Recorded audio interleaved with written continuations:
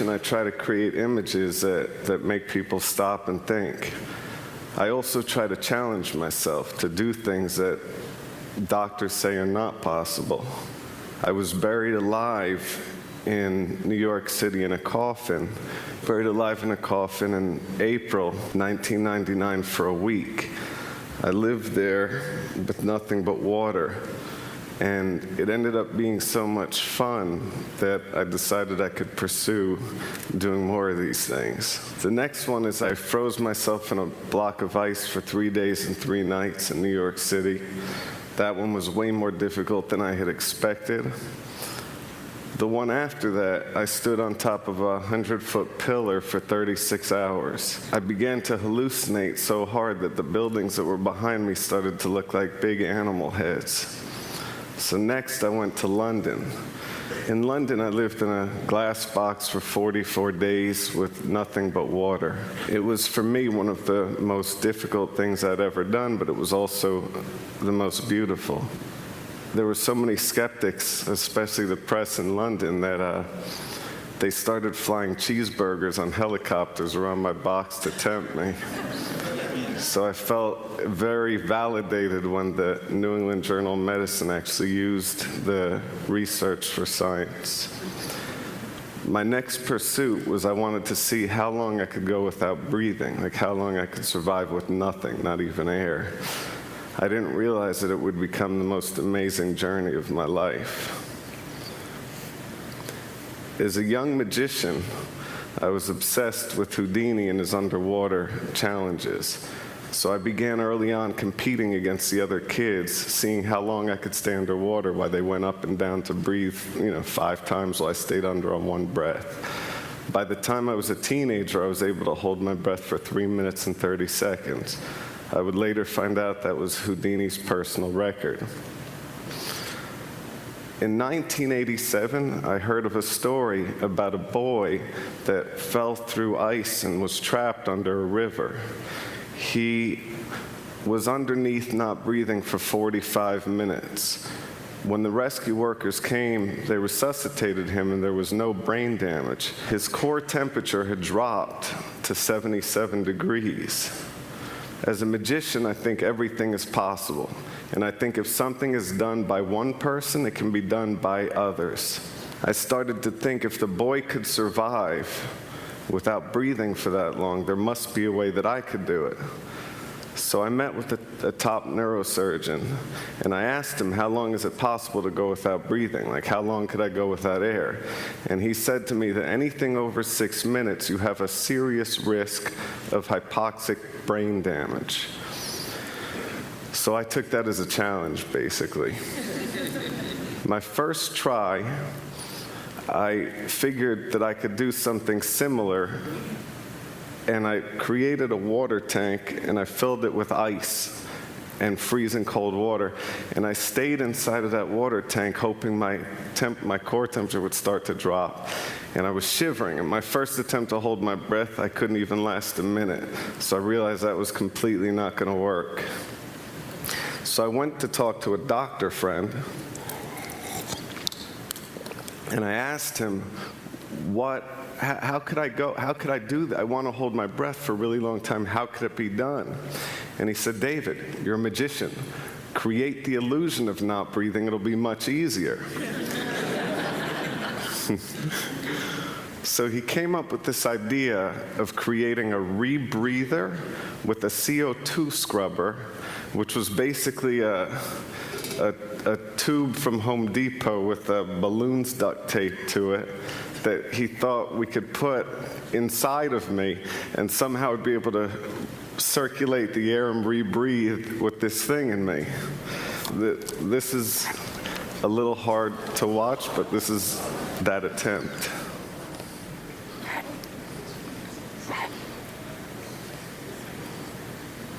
So that clearly wasn't going to work. Then I actually started thinking about liquid breathing. There's a chemical that's called perfluorine, and it's so high in oxygen levels that in theory you could breathe it. So I got my hands on that chemical, filled the sink up with it, and stuck my face in the sink and tried to breathe that in, which is really impossible. It's basically like trying to breathe, as a doctor said, while having an elephant standing on your chest. So that idea disappeared. Then I started thinking, would it be possible to hook up a heart-lung bypass machine and have a surgery where it was a tube going into my artery and then appear to not breathe while they were oxygenating my blood? Which was another insane idea, obviously. Then I thought about the craziest idea of all the ideas. To actually do it. To actually try to hold my breath past the point that doctors would consider you brain dead. So I started researching into pearl divers, because they go down for 4 minutes on one breath. And when I was researching pearl divers, I found the world of free diving. It was the most amazing thing that I ever discovered, pretty much. There's many different aspects to free diving. There's depth records where people go as deep as they can, and then there's static apnea. That's holding your breath as long as you can in one place without moving. That was the one that I studied. The first thing that I learned is when you're holding your breath, you should never move at all. That wastes energy, and that depletes oxygen, and it builds up CO2 in your blood. So I learned never to move, and I learned how to slow my heart rate down. I had to remain perfectly still and just relax and think that I wasn't in my body and just control that. And then I learned how to purge. Purging is basically hyperventilating. You blow in and out. You do that, you get lightheaded, you get tingling, and you're really ridding your body of CO2. So when you hold your breath, it's infinitely easier. Then I learned that you have to take a huge breath, and you just hold and relax and never let any air out, and just hold and relax through all the pain. Every morning, and this is for months, I would wake up, and the first thing that I would do is I would hold my breath out of 52 minutes, I would hold my breath for 44 minutes. So basically what that means is I would purge, I'd breathe really hard for a minute, and then I would hold immediately after for 5.5 minutes. Then I would breathe again for a minute, purging as hard as I can, then immediately after I would hold again for 5.5 minutes. I would repeat this process 8 times in a row. Out of 52 minutes, you're only breathing for 8 minutes. At the end of that, you're completely fried. Your brain, you feel like you're walking around in a daze and you have these awful headaches.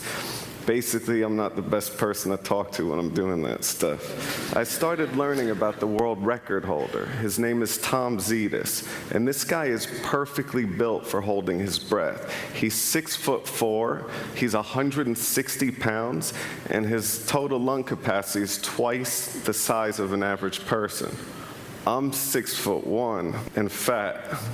We'll say big boned. I had to drop 50 pounds in 3 months. So everything that I put into my body I considered as medicine. Every bit of food was exactly what it was for its nutritional value. I ate really small, controlled portions throughout the day, and I started to really adapt my body.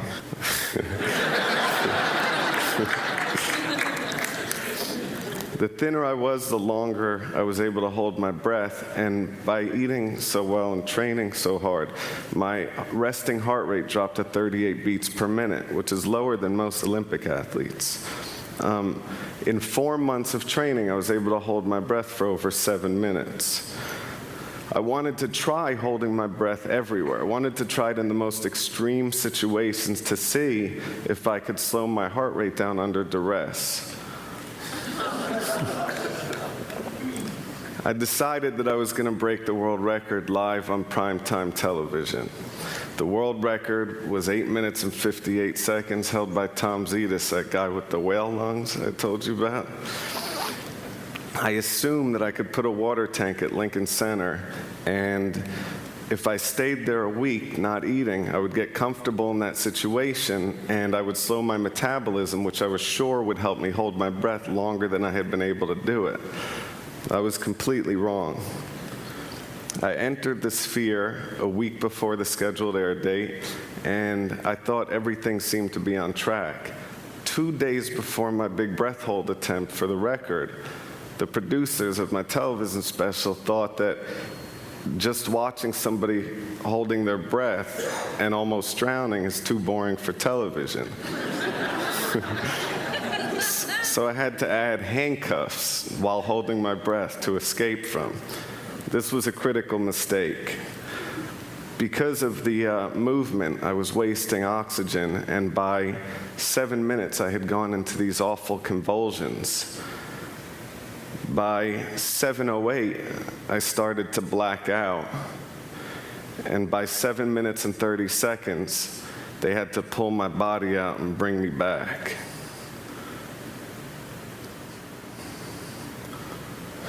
I had failed on every level. So naturally, the only way out of the slump that I could think of was I decided to call Oprah. I told her that I wanted to up the ante and hold my breath longer than any human being ever had. This was a different record. This is a Puro 2 static apnea record that Guinness had set the world record at 13 minutes. So basically, you breathe Puro 2 first, oxygenating your body, flushing out CO2, and you're able to hold much longer. I realized that my real competition was the beaver.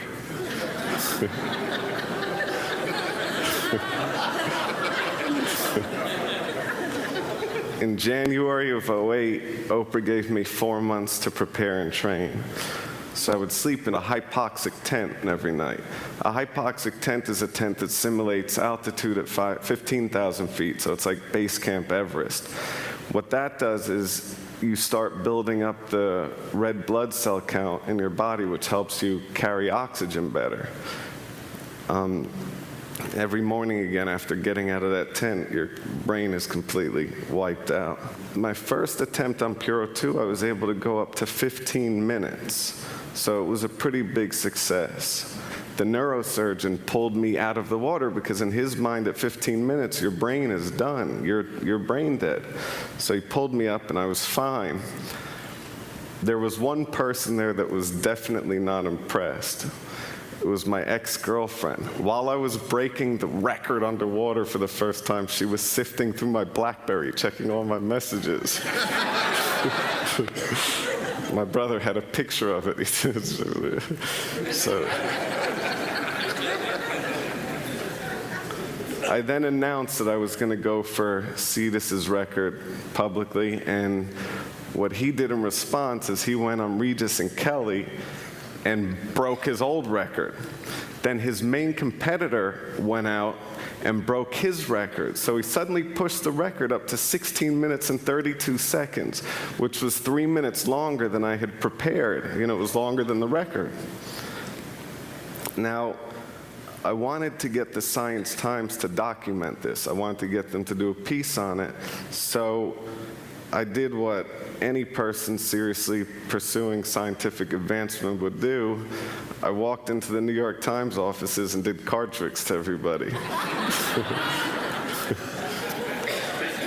So I don't know if it was the magic or the lore of the Cayman Islands, but John Tierney flew down and did a piece on the seriousness of breath holding. While he was there, I tried to impress him, of course, and I did a dive down to 160 feet, which is like, you know, basically the height of a 16-story building. And as I was coming up, I blacked out underwater, which is really dangerous. That's how you drown. Luckily, Kirk had seen me, and he swam over and pulled me up. So I started full focus. I completely trained to get my breath hold time up for what I needed to do. But there was no way to prepare for the live television aspect of it being on Oprah. But in practice, I would do it face down, floating on the pool. But for TV, they wanted me to be upright so they could see my face, basically. The other problem was the suit was so buoyant that they had to strap my feet in to keep me from floating up. So I had to use my legs to hold my feet into the straps that were loose, which is a real problem for me. That made me extremely nervous, raising the heart rate. Then what they also did was, which we never did before, is there was a heart rate monitor, and it was right next to the sphere. So every time my heart would beat, I'd hear the beep, beep, beep, beep, the ticking really loud, which is making me more nervous, and there's no way to slow my heart rate down. So normally, I would start at 38 beats per minute, and while holding my breath, it would drop to 12 beats per minute, which is pretty unusual.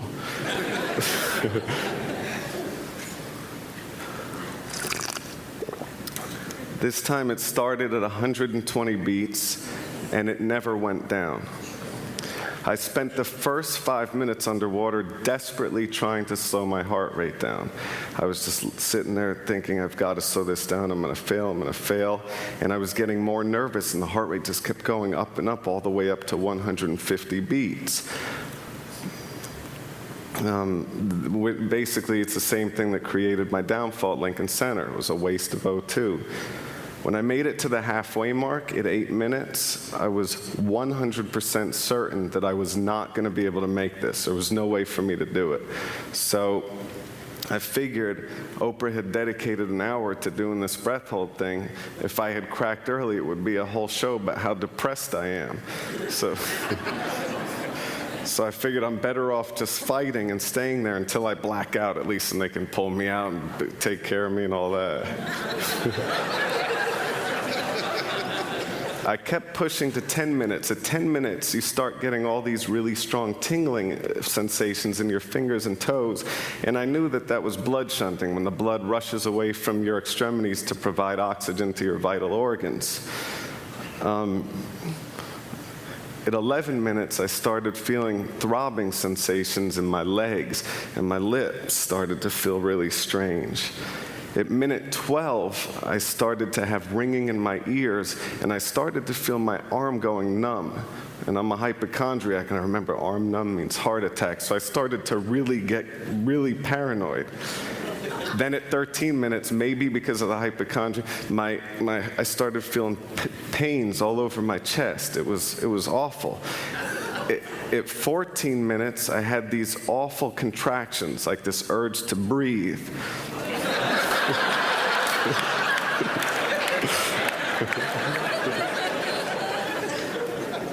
At 15 minutes, I was suffering major O2 deprivation to the heart, and I started having ischemia to the heart. My heartbeat would go from 120 to 50 to 150 to 40 to 20 to 150 again. It would skip a beat, it would start, it would stop, and I felt all this. And I was sure that I was going to have a heart attack. So at 16 minutes, what I did is I slid my feet out, because I knew that if I did go out, if I did have a heart attack, they'd have to jump into the body and take my feet out before pulling me up. So I was really nervous. So I let my feet out, and I started floating to the top. And I didn't take my head out, but I was just floating there waiting for my heart to stop. Just waiting. They had doctors with the, so sitting there waiting. And then suddenly I hear screaming. And I think that there's some weird thing, that I had died or something had happened. And then I realized that I had made it to 1632. So with the energy of everybody that was there, I decided to keep pushing, and I went to 17 minutes and 4 seconds.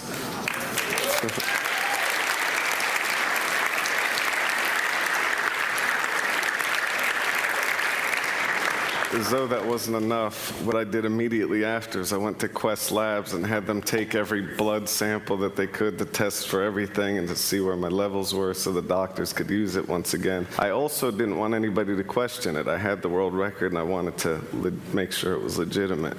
So I get to New York City the next day, and this kid walks up to me. I'm walking out of the Apple store. This kid walks up to me. He's like, "Yo, D." I'm like, "Yeah?" He said, "If you really held your breath that long, why'd you come out of the water dry?" I was like, "What?" And that's my life. So, but as a magician, I try to show things to people that seem impossible. And I think magic, whether I'm holding my breath or shuffling a